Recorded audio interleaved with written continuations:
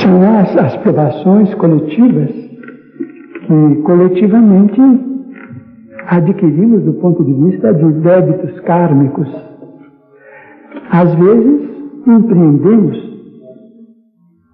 determinados movimentos destrutivos em desfavor da comunidade ou do indivíduo. Às vezes operamos em grupo, às vezes em vastíssimos grupos. E no tempo devido, os princípios kármicos amadurecem e nós resgatamos as nossas dívidas, reunindo-nos uns com os outros quando estamos acompliciados nas mesmas culpas.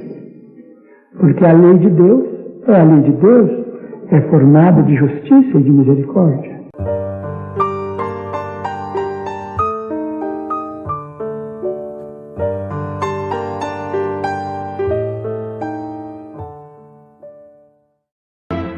Mitologias e crenças antigas já anunciavam a influência de espíritos sobre fenômenos da natureza. Allan Kardec nos confirmou a veracidade dessa sabedoria milenar e estudou a fundo os mecanismos que regulam essa influência, seja como simples forma de auto-organização natural ou, em outros casos, com resultados trágicos e provocando mortes coletivas. Mas todos os fenômenos são organizados e provocados por espíritos? Qual o peso da intervenção humana dentro disso? Tragédia, grande desolação, famílias abandonadas, incêndio, mortes, desabrigados, terremoto, furacão, tsunami. Os fenômenos da natureza, eles obedecem ciclos. E tudo cicla na natureza. O dia, as estações, tudo está em movimento. Naturalmente que nesse progresso geral, há uma ordem superior, uma providência divina que prevê e provê nesses ciclos as mudanças inevitáveis. Nós sabemos que tudo depende, para a sua evolução, depende de uma renovação. Para isso é preciso a transformação. É claro que as pessoas se perguntam, isso por que Deus permite? Por que acontecem essas coisas? Por que Deus promove isso? Cada um dá a sua ideia, a sua impressão, de acordo com a forma como enxerga, como faz uma leitura a respeito dessas ocorrências. Nós ainda temos dentro de nós o Deus irado, o Yahvé, apresentado na parábola de Adão e Eva. Deus não é um indivíduo que tem nossas emoções e nossas paixões. Não é sequer um indivíduo, é uma força, é uma luz, é a inteligência suprema do universo, causa primária de todas as coisas, diz a primeira pergunta do Livro dos Espíritos. Então, há, segundo os Espíritos disseram Allan Kardec, em A Gênese, todo um ciclo que obedece a uma previsão cósmica. Agora, dentro desses ciclos de transformação, existem naturalmente pequenos outros ciclos. E dentro desses movimentos está a intervenção humana. Porque nem tudo que é fenômeno sísmico, a alteração que envolve desencarnações múltiplas, é a providência divina que preveu e estabeleceu ali adredemente. Não. Muitas vezes, a natureza apenas está devolvendo para o homem aquilo que o homem faz com a natureza. Na verdade, os terremotos, os chamados flagelos naturais, enquadram-se na naturalidade da lei de destruição, em que o próprio globo se adapta às mudanças na sua estrutura geológica. A tragédia que se abateu no Rio de Janeiro, por exemplo, vitimando milhares de pessoas em Angra, ela é uma tragédia que envolve a natureza, a chuva, mas que, sobretudo, envolve uma inépcia política daqueles que não investem porque não aparece. Porque os estudos técnicos já tinham sido feitos repetidas vezes. As anunciações das tragédias estavam postas, mas a providência governamental não se estabeleceu. Então, aquelas pessoas que foram vitimadas, elas o são em função não só da chuva, das intempéries, mas também da mão humana, que se responsabiliza por aquele tipo de tragédia que se estabelece. Existem problemas próprios de um mundo com dificuldade, mas não visam castigar os seres. Por que seriam castigadas num terremoto, num tsunami, as plantas, os animais irracionais? Se o homem errou, eles não erraram. E nós vemos que cada catástrofe que acontece, cada distúrbio climático leva seres humanos, animais irracionais que nunca erraram e árvores coitadinhas. Então nós temos que mudar o nosso modo de pensar. No mundo em desenvolvimento como a Terra, desde o início existiram catástrofes naturais. Esses fenômenos de resgate, de efeito físico, ou de abalos sísmicos que interferem no resgate de muita gente, isso representam colheitas. Nunca é um castigo de Deus, mas é uma colheita daqueles que passam por aquela situação. Deus não pune nem premia. Deus simplesmente é um juiz que sanciona suas leis e nós, se as transgredimos, colhemos na mesma condição em que desviamos do caminho, teremos que resgatar para nos reintegrar no caminho. Tragédia no Oceano Pacífico. A América do Norte foi surpreendida com a chegada de um furacão que destruiu grande parte do Havaí, nos Estados Unidos, causando inúmeras mortes. Nossa repórter está no local e vai nos dizer quais são as condições atuais. As equipes de resgate estão fazendo o possível, mas o número de mortos já passou de 200 mil pessoas e outras milhares estão desabrigadas, correndo risco de vida. O fenômeno climático se alastrou por ilhas vizinhas.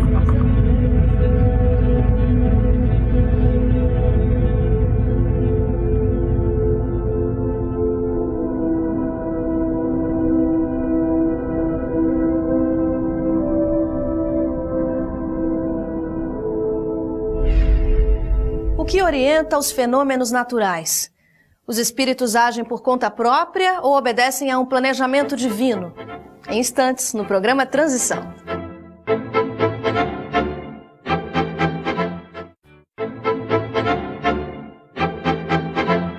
O que orienta os fenômenos naturais que provocam mortes coletivas? Há um planejamento cósmico, um planejamento divino por trás disso tudo? As forças da natureza, todavia, são de tal intensidade que não há ser humano que consiga resistir quando ela vem com toda a sua fúria, como se diz. Os espíritos que provocam os fenômenos naturais, eles cumprem um desígnio de Deus. Nós temos, o Espiritismo nos ensina, temos a categoria dos elementais. São os nossos irmãos em princípio de dotação de raciocínio, de inteligência. Então, como o nome diz, são rudimentares. Eles são utilizados como ferramentas, como instrumentos para que as catástrofes aconteçam. Evidentemente, espíritos de maior envergadura comandam, fazem o comando dessa ação, mas para que ela seja executada é preciso que os elementais hajam no vento, na tempestade, na chuva, nos terremotos, nos tsunamis, nos furacões. Todos esses fenômenos precisam de ações de algumas forças, de algumas inteligências. Mas isso acontece porque as provas coletivas, elas fazem parte de todo o processo de progresso espiritual das criaturas. Quando no passado cometemos determinados tipos de erros, quando nós resvalamos pelo caminho dos crimes, da maldade, da inferioridade, é claro que nós acumulamos vibrações negativas na nossa própria vida. E isso vai desaguar posteriormente numa outra reencarnação e poderemos vivenciar coletivamente uma tragédia que faz parte dessas questões da natureza porque temos compromissos semelhantes. Agora é bom enfatizar que a morte coletiva há um resgate coletivo. No entanto, cada resgate é diferente do outro. Nesse sentido, a gente tem que entender que cada um tem uma colheita. E que todos escolheram naquele momento os tsunamis, os acidentes aéreos, os terremotos. Aqueles que estavam ali tinham um compromisso de um resgate coletivo, mas cada um o enfrenta de uma forma diferente e cada um tem uma colheita também de forma diferente. Porque no meio de tudo isso, às vezes, tem pessoas que superam, por exemplo, um tsunami, um terremoto e saem ileso.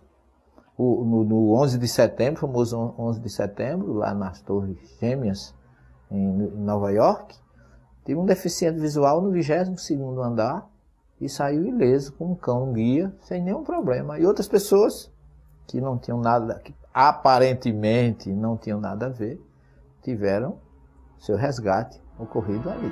Tragédia, grande desolação, famílias abandonadas, morte, destruição, terremoto, furacão, tsunami, clima desolador. Famílias procuram sobreviventes desesperadamente, desabrigados. Ataque terrorista faz milhares de vítimas. Deslizamento no morro causa milhares de mortes no Rio de Janeiro.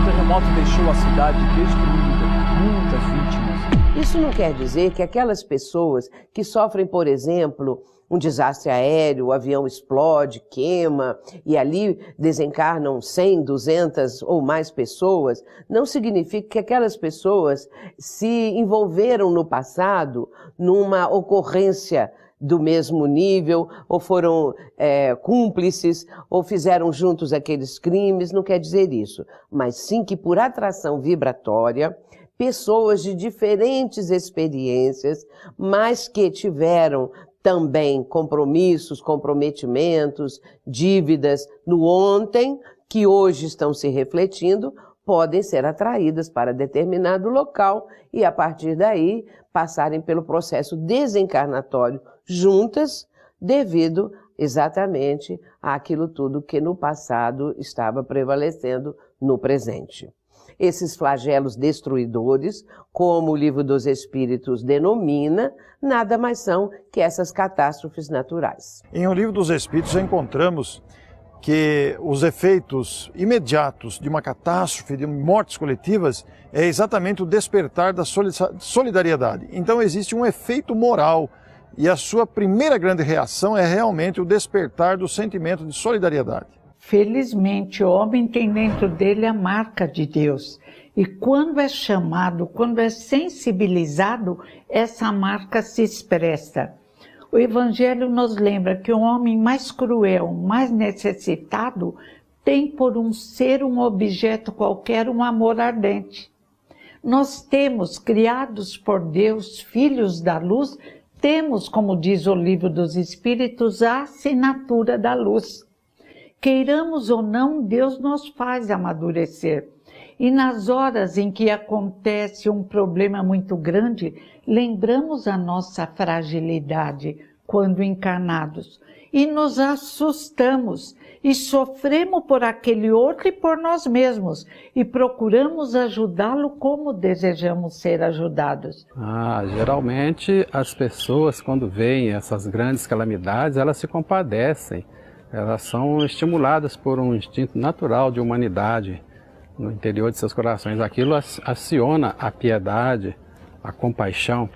Então, nesses momentos, elas estão mais propensas, mais sensíveis para prestar ajuda. Quando ocorre uma grande catástrofe, é porque, como diz o próprio Evangelho, segundo o Espiritismo, a dor é uma bênção que Deus envia aos seus eleitos. E no momento de dor, no momento de aflição, quase sempre há uma ação também do mundo espiritual, trazendo espíritos protetores que vêm auxiliar naquele momento os que desencarnam, os que ficam em situação física perturbada e aqueles que o próprio Deus escolhe pela intuição e pela assistência espiritual para se tornarem solidários com a dor alheia.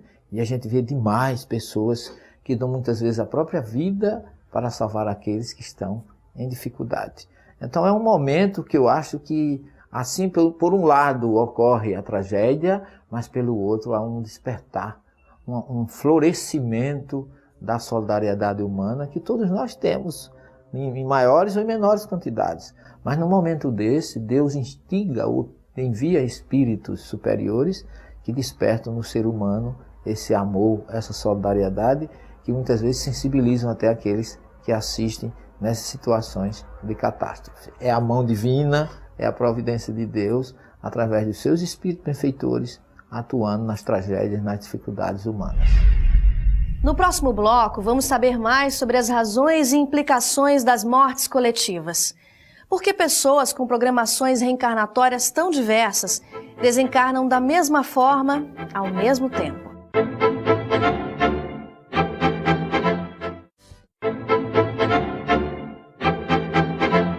Quais são as categorias dos espíritos na ação sobre os fenômenos da natureza? Por que pessoas com programações reencarnatórias tão diversas desencarnam da mesma forma ao mesmo tempo? Todos os fenômenos da natureza são ações dos espíritos. Segundo Kardec coloca no Livro dos Espíritos, que os fenômenos da natureza, as atividades, abalos sísmicos, terremotos, maremotos, todos são ações dos espíritos, que são os verdadeiros executores.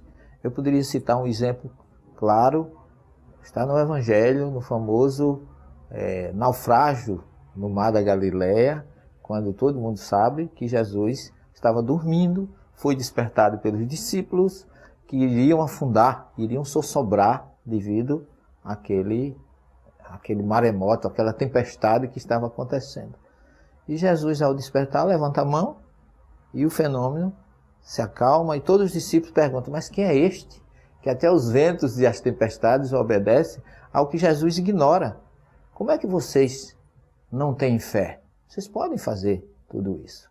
E a gente considera isso como um feito, considerado um dos grandes milagres de Jesus, mas na verdade o que Jesus fez ao despertar foi pedir, ordenar aqueles espíritos que estavam fazendo promovendo a tempestade, os ventos e as ondas, que se afastassem. Afastado a causa, cessou o efeito. Então o próprio Evangelho tem várias passagens que falam desses fenômenos da natureza, resolvidos por Jesus, que na verdade era uma ação de Jesus, afastando os espíritos promotores do processo, que todos esses processos, como nós falamos, são relacionados e ocasionados pela ação dos espíritos. Efetivamente que na desencarnação coletiva, muito embora todos estejam, por assim dizer, num pacote e desencarnem ao mesmo tempo, não há duas desencarnações iguais. Como não há duas encarnações iguais.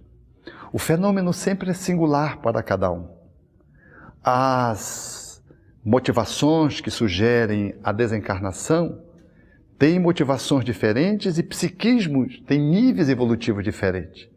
A espiritualidade superior está para atender a todos, mas cada um tem um despertar diferenciado em relação ao outro. Alguns são espíritos que mal experimentam a tragédia, desconectam-se do corpo. Alguns outros experimentam o horror daquela situação que vai liquidando a vida coletiva dele e dos outros. Alguns outros são resgatados imediatamente, outros se demoram algum tempo, outros se demoram muito tempo. Tudo varia de conformidade com o nível de evolução, com o conhecimento da espiritualidade, com todo o avanço que a pessoa fez nesta vida no campo do bem, do belo, da bondade, da caridade, que faz com que ela fique em melhores condições espirituais para poder vencer aquela transição. Aqueles mais apegados terão dificuldades maiores de se desvincular da tragédia, e aqueles que são os mais espiritualizados, menos dominados pela matéria, mais idealistas, espiritualistas, e que cultivaram bem, esses serão socorridos mais rapidamente, não porque a divindade distinga um dos outros, é de conformidade com o merecimento de cada um. Cada um desperta no seu momento apropriado. E cada um sai daquele drama no momento em que abre circunstâncias favoráveis para que aquele acolhimento possa se dar. Não é fácil para uma família que passou por a experiência da desencarnação de um ente querido numa tragédia coletiva. Nós sabemos o quanto isso deve ser difícil, doloroso, os familiares ficam traumatizados, alguns precisam até de tratamentos psicológicos. As coisas acontecem devido também ao fato da morte ter sido, assim, nesse sentido, traumática. E a família pensa o quanto aquele ente querido deve ter sofrido, a angústia, aqueles minutos, tudo isso envolve esse momento tão trágico para as pessoas. A morte sempre apresenta essa conotação, e quanto mais sendo dessa maneira. Mas nós sabemos que o Espiritismo traz para as criaturas uma consolação como nenhuma outra, porque nossos entes queridos não se perderam. Embora tenham passado por essa experiência dolorosa, essa desencarnação tão difícil, tão sofrida, eles estão no mundo espiritual e estão bem porque deixaram para trás um compromisso perante a justiça divina. Conseguiram ressarcir, resgatar a si mesmo nesse processo de construção do próprio eu. A espiritualidade está sempre preparada para os desencarnes coletivos, até porque, dependendo da hierarquia espiritual, esse planejamento é de conhecimento dos nossos irmãos socorristas, dos nossos irmãos dirigentes. Não existe, na questão de guerras, na questão de tsunamis, de furacões, de maremotos, enfim, toda a condição que vá provocar a desencarnação, o plano espiritual se prepara convenientemente para receber aqueles nossos irmãos. Em especial, a nação, o idioma daqueles irmãos que estão desencarnando, a cultura religiosa, a cultura social. A espiritualidade é perfeita, ela já se organiza de forma que o desencarnado, não importa qual é o gênero de morte que ele tenha tido, mas ele vai sempre ser acolhido, porque a espiritualidade está planejando, está orientando, está designando os locais, as colônias, os hospitais, enfim, não existe nenhuma probabilidade de haver algum caso que não esteja coberto pela lei de Deus. Não existe coincidência, não existe casualidade, tudo está planejado, tudo está programado para que os irmãos desencarnados coletivamente ou individualmente sejam sempre acolhidos pelos irmãos maiores. Em O Livro dos Espíritos, os Espíritos ensinam que Deus permite a ocorrência de flagelos coletivos ou mortes em grande quantidade para fazer a humanidade avançar mais depressa. Então a ocorrência futura, que muita gente se preocupa se haverá ou não mortes coletivas e grandes flagelos, vai depender muito da nossa decisão em mudar o comportamento, vai depender das nossas escolhas, porque muitas vezes a dor é o instrumento utilizado pela providência divina para nos fazer avançar. Então a ocorrência ou não de grandes flagelos e de mortes coletivas vai depender da nossa postura moral perante a própria vida. A Terra tem que se acomodar, a Terra vai amadurecendo. Enquanto isso, placas vão se acomodando, vulcões vão esfriando a Terra, faz parte, assim como um adolescente está sujeito a explosões hormonais, a Terra está sujeita a um amadurecimento com alguma dificuldade, que traz dor para os seus habitantes. Nós não temos uma visão ampla, nós enquanto encarnados, olhamos apenas aquele momento, aquelas pessoas que desencarnam dessa maneira, aquele acontecimento, e não temos assim uma noção do quanto isso vai fazer com que haja algum progresso naquela região, também para os espíritos que desencarnam dessa maneira, lembrando que a misericórdia divina jamais falta para essas criaturas. Sempre estará presente essa justiça divina, que é perfeita, ninguém morre ali injustamente, e também porque a bondade divina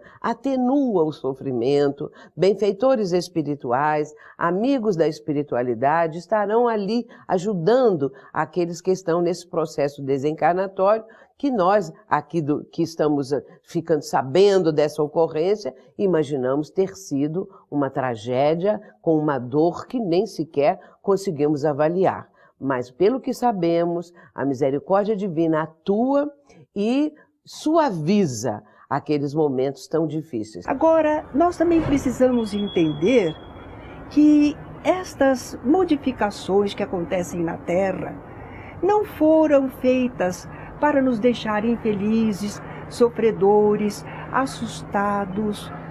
São modificações do planeta Terra, mas não são o término da nossa vida espiritual.